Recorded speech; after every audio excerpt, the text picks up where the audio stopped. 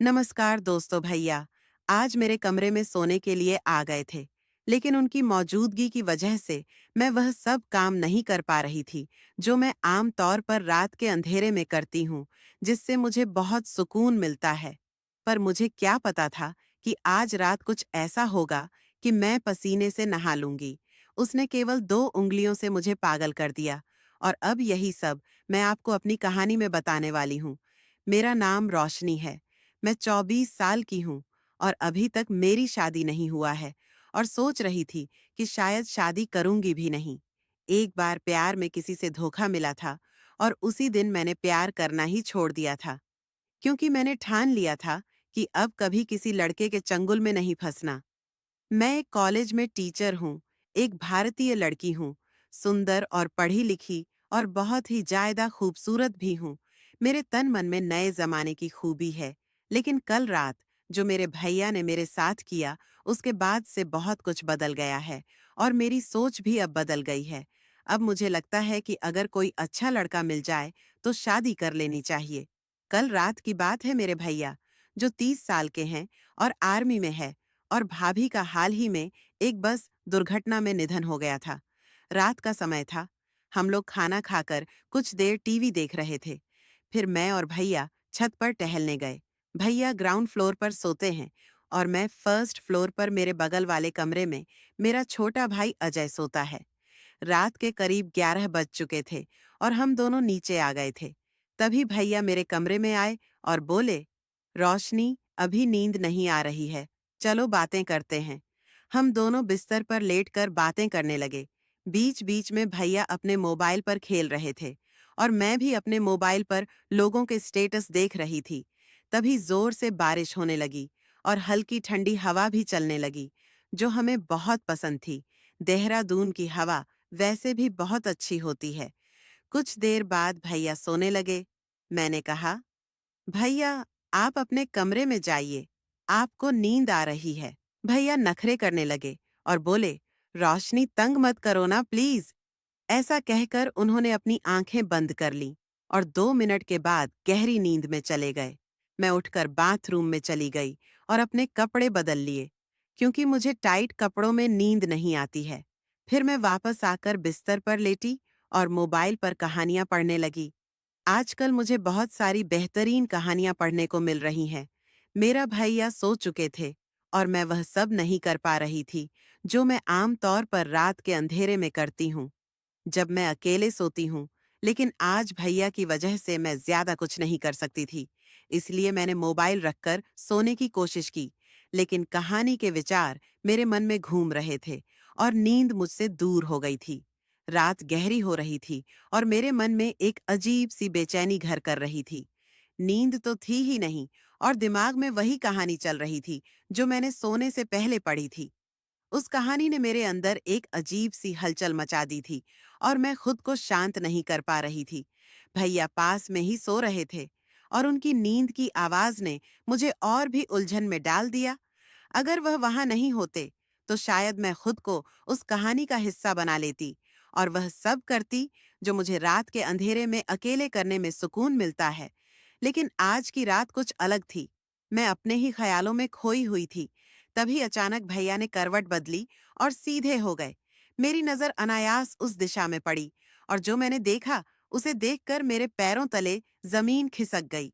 भैया ने बहुत पतली कपड़े पहने हुए थे, और उसकी वजह से कुछ ऐसा दिखाई दे रहा था कि देखकर मुझे शर्म आ गई। मेरी स्थिति और भी जटिल हो गई थी। शर्माना तो दूर, मैं अपनी नजरें उस पर से हटा ही नहीं पा रही थी। मन में एक अजीब सी उथल-पुथल चल रही थी। एक तरफ मैं खुद को काबू में रखने की कोशिश कर रही थी, और दूसरी तरफ मेरे अंदर की बेचैनी बढ़ती जा रही थी।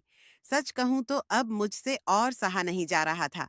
हर पल ऐसा महसूस हो रहा था कि अगर मैंने खुद को काबू नहीं किया तो कुछ भी हो सकता है, और यह स्थिति मेरे लिए रुक पाना नामुमकिन होगा।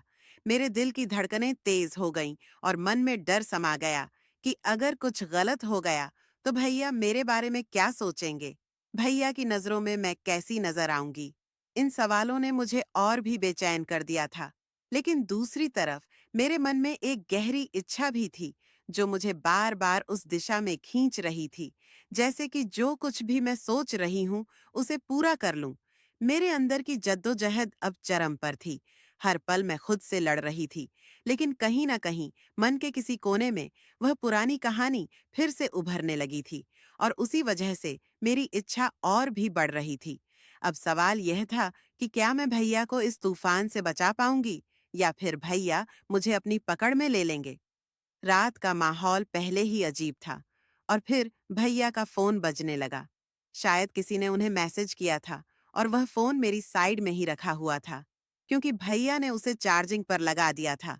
सोने से पहले भैया गहरी नींद में सो रहे थे, लेकिन फोन पर लगातार मैसेज आ रहे थे, और उनकी आवाज ने मेरी बेचैनी को और बढ़ा दिया।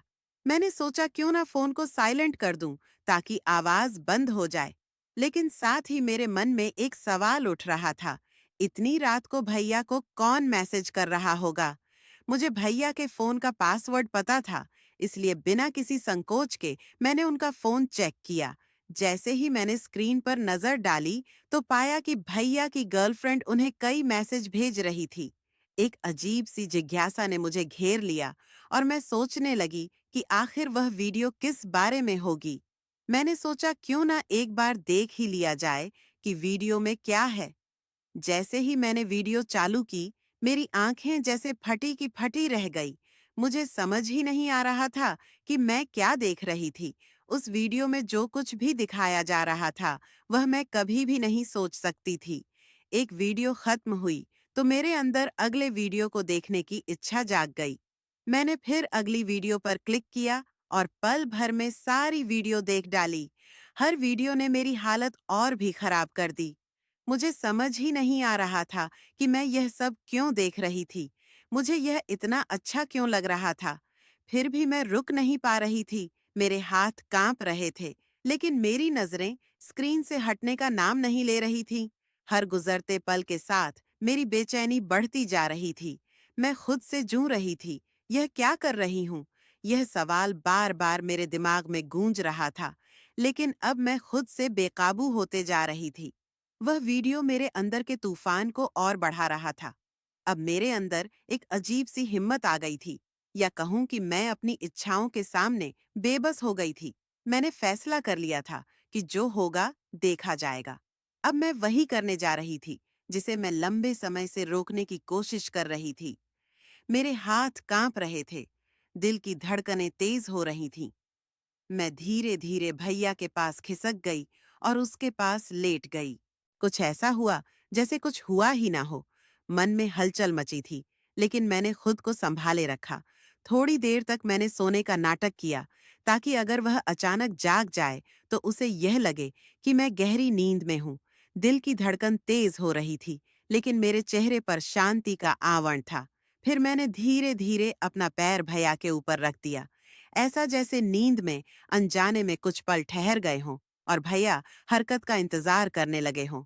लेकिन कोई हलचल नहीं हुई। वह अभी भी गहरी नींद में थे। मुझे अपने पैर पर उसकी गर्मी महसूस हो रही थी, और कुछ और भी उसका शरीर शांत पड़ा था। लेकिन उसके मन के भीतर एक और कहानी चल रही थी।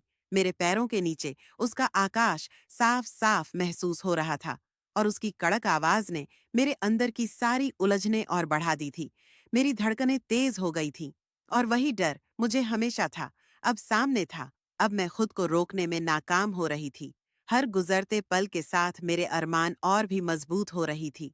मुझे पता था कि अगर अब मैंने खुद को काबू में नहीं किया, तो कुछ ऐसा हो जाएगा जिससे पीछे हटना मुमकिन नहीं होगा।